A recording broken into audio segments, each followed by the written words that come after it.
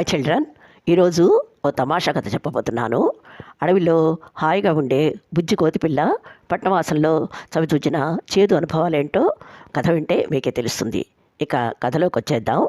భాగ్యనగర పొలిమేరల్లో ఉన్న చిట్టడవిలో ఒక కోతి ఆకలేసినప్పుడల్లా చెట్లకు విరగ కాసిన జామ పళ్ళు, నేరేడు పళ్ళు కడుపు నిండా తింటూ తన బిడ్డతో కలిసి హాయిగా జీవిస్తూ ఉండేది. పిల్లకోతికి మాత్రం ఎప్పుడు అడవిలోనే ఉండటం నచ్చేది కాదు. ఒకరోజు బయట ప్రపంచం ఎలా ఉంటుందో చూడాలన్న ఉబలాటంతో తల్లి కన్నుగప్పి ఒక్క పరుగున అడవి దాటి నగరంలోకి ప్రవేశించింది. అక్కడ కనిపించిన ఆకాశాన్నంటే పెద్ద పెద్ద భవనాలు, విశాలమైన రోడ్లు, వేగంగా పరిగెడుతున్న వింత వింత వాహనాలు, అన్నిటికన్నా ముఖ్యంగా రంగురంగుల దుస్తుల్లో సీతాకోక చిలుకల్లా తిరుగుతున్న జనాల్ని చూసి ఆనందం పట్టలేక ఉబ్బి తబ్బిబ్బయింది. అబ్బా, ఇక్కడ ఎంత బాగుందో!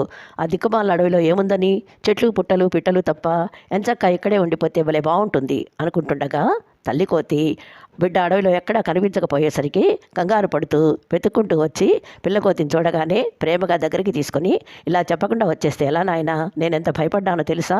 ఇంకెప్పుడు ఇలా చేయకు, పద వెళ్దాం అంది. వెంటనే పిల్లకోతి, నాకు ఇక్కడే బాగుందమ్మా, ఈ వీధి నిండా నాకు ఇష్టమైన మామిడి చెట్లు, అరటి చెట్లు, సపోటా చెట్లు బోల్డన్నున్నాయి, ఎంచక్కా కావాల్సినన్ని పళ్ళు తినొచ్చు, అడవికి రానుగాక రానని మారాన్ చేసింది. దాని మొండితనం చూసి తల్లి కోతి, సర్లే నువ్వు అంతగా మోజుపడుతుంటే నేనెందుకు కాదనాలి, అలాగే అంటూ బిడ్డతో సహా అక్కడే ఉన్న ఓ చెట్టు మీదకి చేరింది. కాసేపటికి పిల్లకోతికి ఆకలేసి పక్కనే ఉన్న ఇంటి పెరట్లోని సపోటా చెట్టు మీదకి ఎక్కగానే ఎదురుగా గోడపై కూర్చున్న ఓ కుర్రాడిని లోపల నుంచి ఎవరో, ఒరే కోతి వెధవా, అక్కడి నుంచి జారిపడ్డావంటే కాళ్ళు విరుగుతాయి, దిగు అంటూ కోపడ్డం వినిపించి బిత్తరపోయి తను చెట్టు దిగి పారిపోయింది. ఆ తర్వాత కూడా ప్రతిరోజు చెట్లకి పళ్ళు కోసుకునే సమయంలో ఆ ఇళ్లలో ఉండే పెద్దవాళ్ళు నిప్పులు తోకిన కోతిలా ఆ చిందులేంట్రా అని పిల్లల మీద చిరాకు పడ్డం, మరికొందరేమో ఆ మహంసుడు అచ్చు పండు కోతిలా ఎలా ఉందోనని పక్క పిల్లల్ని ఎగతాళి చేయడం గమనించిన పిల్లకోతికి అందరూ తన జాతిని ఇలా చులకన చేసి మాట్లాడడం సుతరాము నచ్చలేదు. కానీ తల్లి, నాయన, వాళ్ళు మన బంధువులు, మనలాంటి కోతుల నుంచి పుట్టిన వాళ్లే, పరిణామ క్రమంలో మనుషుల్లా మారిపోయారు కనుక వాళ్ళ మాటలేవి నువ్వు పట్టించుకోకు అని నచ్చజెప్పడంతో చుట్టాలే కదా పోన్లేమని సరిపెట్టుకుంది.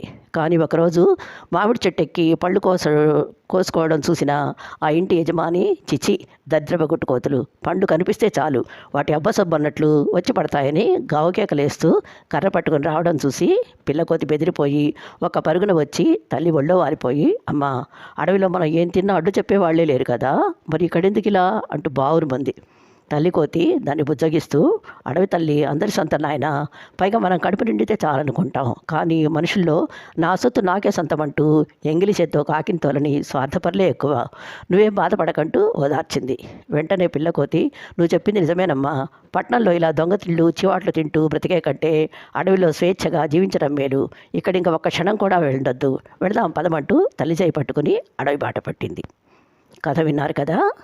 నచ్చితే వెంటనే లైక్ కొట్టి తోచిన కామెంట్ పెట్టి అంతటితో ఊరుకోకుండా మీ ఫ్రెండ్స్కి షేర్ చేసి